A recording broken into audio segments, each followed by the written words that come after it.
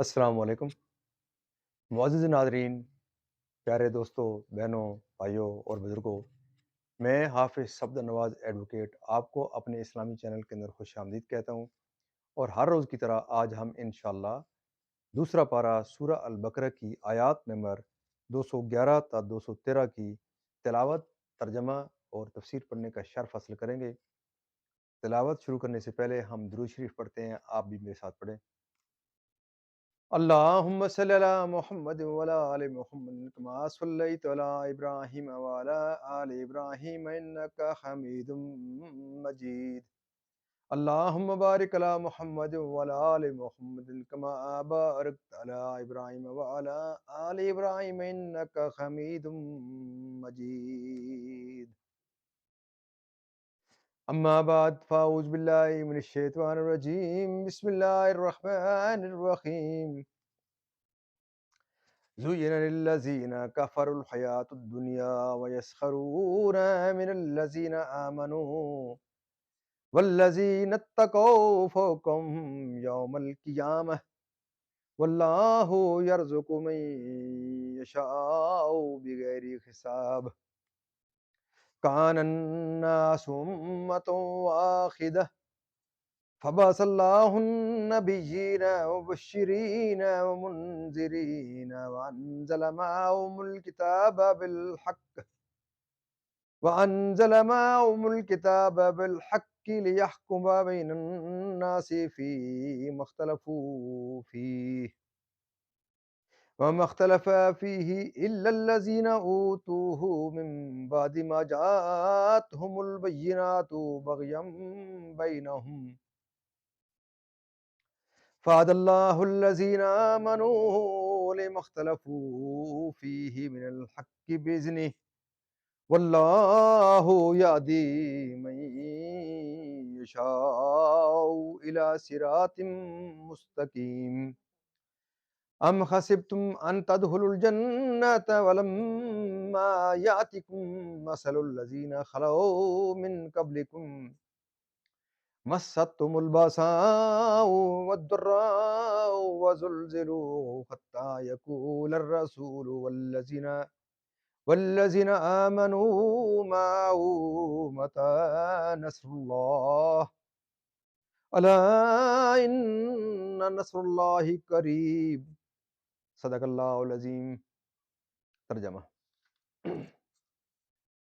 کافروں کی نگاہ میں دنیا کی زندگی آراستہ کی گئی اور مسلمانوں سے ہنستے ہیں، اور ڈر والے ان سے اوپر ہوں گے قیامت کے دن، اور خدا جسے چاہے بے گنتی دے. لوگ ایک دین پر تھے، پھر اللہ نے انبیاء بھیجے، خوشی دیتے اور ڈر سناتے، اور ان کے ساتھ سچی کتاب اتاری کہ وہ لوگوں میں ان کے اختلافوں کا فیصلہ کر دے، اور کتاب میں اختلاف انہی نے ڈالا جن کو دی گئی تھی، بعد اس کے کہ ان کے پاس روشن حکم آ چکے آپس کی سرکشی سے، تو اللہ نے ایمان والوں کو وہ حق بات سجھا دی جس میں جھگڑ رہے تھے اپنے حکم سے، اور اللہ جسے چاہے سیدھی راہ دکھائے. کیا اس گمان میں ہو کہ جنت میں چلے جاؤ گے، اور ابھی تم پر اگلوں کی سی روادار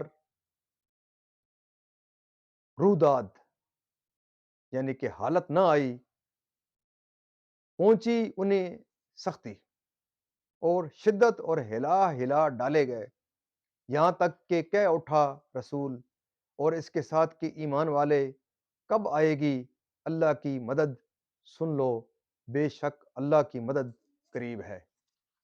تفسیر: وہ اسی کی قدر کرتے اور اسی پر مرتے ہیں، اور سامان دنیاوی سے ان کی بے رغبی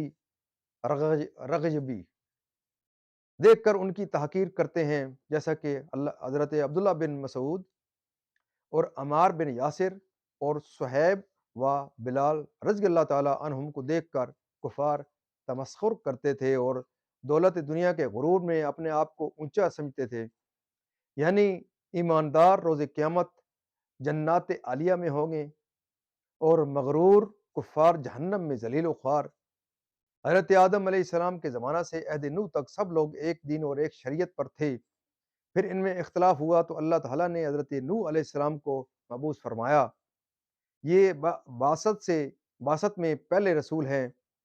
ایمانداروں اور فرما برداروں کو ثواب کی، کافروں اور نافرمانوں کو عذاب کا، جیسا کہ حضرت آدم و شیش و ادریس پر صحائف، اور حضرت موسیٰ پر توریت، حضرت داؤد پر زبور، حضرت عیسیٰ پر انجیل، اور خاتم الانبیاء محمد مصطفیٰ صلی اللہ علیہ وسلم پر قرآن۔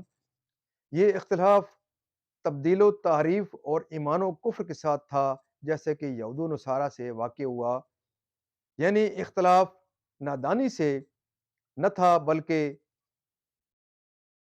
کے احکام نازل ہوئے، منسوخ کی گئی۔ اب غیر وارث کے لیے تہائی سے کم میں وصیت کرنا مستحب ہے، بشرطے کہ وارث محتاج نہ ہوں یا ترکہ ملنے پر محتاج نہ رہیں، ورنہ ترکہ وصیت سے افضل ہے، خواہ وصی ہو یا ولی یا شاہد، اور وہ تبدیل کتابت میں کرے یا تقسیم میں یا ادائے شہادت میں، اگر وہ وصیت موافق شروع ہے، اگر وہ وصیت موافق شرع ہے تو بدلنے والا گنہگار ہے، اور دوسرے خواہ وہ موسی ہوں یا موسیٰ لہو بری ہیں۔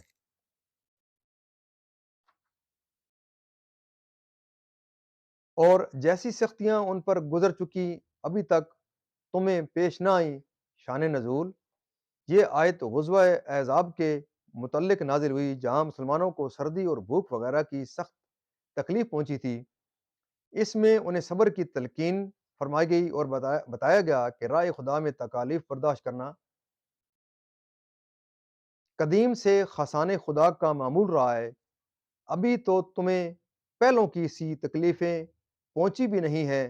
بخاری شریف میں حضرت خباب بن ارت رضی اللہ تعالیٰ سے مروی ہے کہ حضور سید عالم صلی اللہ علیہ وسلم سایہ کعبہ میں اپنی چادر مبارک سے تکیہ کیے ہوئے تشریف فرما تھے۔ ہم نے حضور سے عرض کی کہ حضور ہمارے لیے کیوں دعا نہیں فرماتے، ہماری کیوں مدد نہیں کرتے؟ فرمایا، تم سے پہلے لوگ گرفتار کیے جاتے تھے، زمین میں گڑھا کھود کر اس میں دبائے جاتے تھے، آرے سے چیر کر دو ٹکڑے کر ڈالے جاتے تھے، اور لوہے کی کنگھیوں سے ان کے گوشت نوچے جاتے تھے، اور ان میں کی کوئی مصیبت ان کے دین سے روک نہ سکتی تھی۔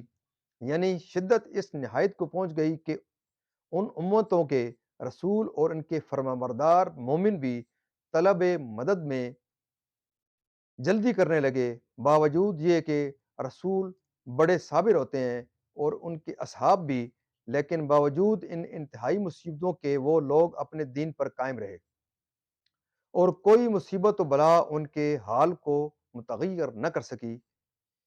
اس کے جواب میں انہیں تسلی دی گئی اور یہ ارشاد ہوا۔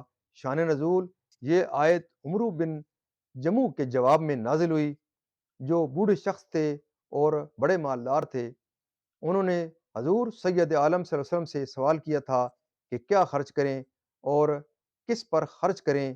اس آیت میں انہیں بتا دیا گیا کہ جس قسم کا اور جس قدر مال قلیل، یا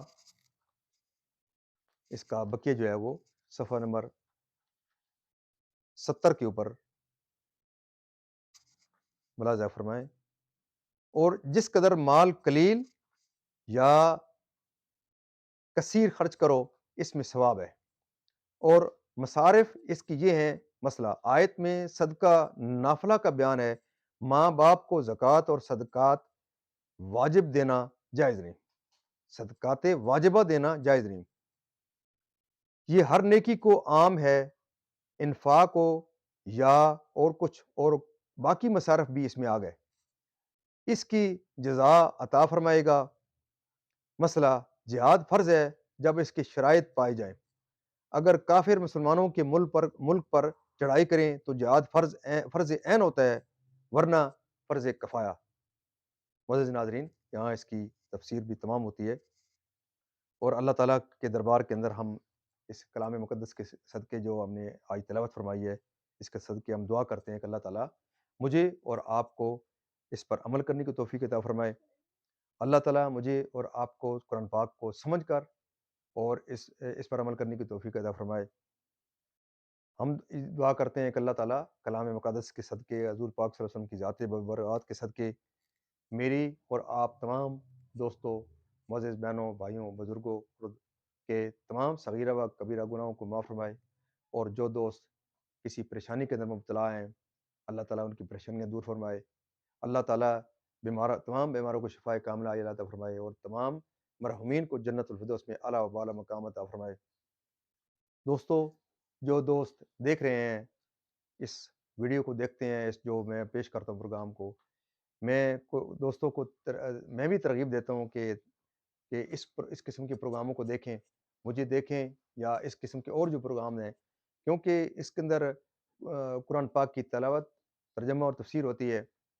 تو اللہ تعالیٰ آپ تمام دوستوں کو جو مجھے دیکھتے ہیں اور جو نہیں دیکھتے، ان کو آپ کی ڈیوٹی ہے کہ آپ ان کی ترغیب دیں کہ وہ لوگ سوشل میڈیا کے اوپر آنے سے بہت سارے لوگ کتراتے ہیں کہ اس کے اندر انٹرٹینمنٹ اور مختلف قسم کے ایسے پروگرام ہیں جو بہت سارے لوگ تو اوائڈ کرتے ہیں سوشل میڈیا کے اوپر آنے سے۔ تو ان دوستوں کی خدمت میں یہ گزارش کرتا ہوں کہ ہر بندہ ایک جیسا نہیں ہے، یا سوشل میڈیا کوئی ایسا فورم نہیں ہے کہ ہر آدمی اس کے اندر کوئی ایسی ولگیرٹی قسم کے پروگرام ہی پیش کر رہا ہے۔ اچھے لوگ بھی بیٹھے ہیں، تو ان لوگوں کی خدمت میں یہ گزارش یہ ہے کہ آپ ضرور سوشل میڈیا کے اوپر آ کر آپ جتنے دوست دیکھتے ہیں، جو نہیں دیکھ رہے ہیں، ان کے خدمت میں کے اندر یہ گزارش ہے کہ ضرور اس قسم کے پروگرام آپ بھی شروع کریں، تاکہ بہت سارے لوگوں کو اور کو بھی ترغیب پہنچے گی کہ اچھے پروگرام سوشل میڈیا کے اوپر لے کے آنے چاہیے۔ کیونکہ جو لوگ ٹک ٹاک یا یوٹیوب کے اندر جو ایسے پروگرام پیش کر رہے ہیں جو مطلب ہے کہ غیر اخلاقی ہیں، تو ان پروگراموں سے اوائڈ کرنے کے لیے ان کو اچھی چیز بھی ان کو ہم دکھائیں، تاکہ لوگ اچھی چیز دیکھیں اور ان سے کوئی ہدایت پکڑیں، اور لوگوں کو تاکہ صراط مستقیم کی کوئی چیز پہنچے۔ میں آپ تمام دوستوں کے لیے دعا گو ہوں، اللہ تعالیٰ آپ کو خیر کا معاملہ، خیر کی بات کرنے کی توفیق عطا فرمائے، اچھا کام کرنے کی، نیک کام کرنے کی توفیق عطا فرمائے، اور اللہ تعالیٰ آپ کو برے کاموں سے بچنے کی توفیق عطا فرمائے۔ آمین ثم آمین۔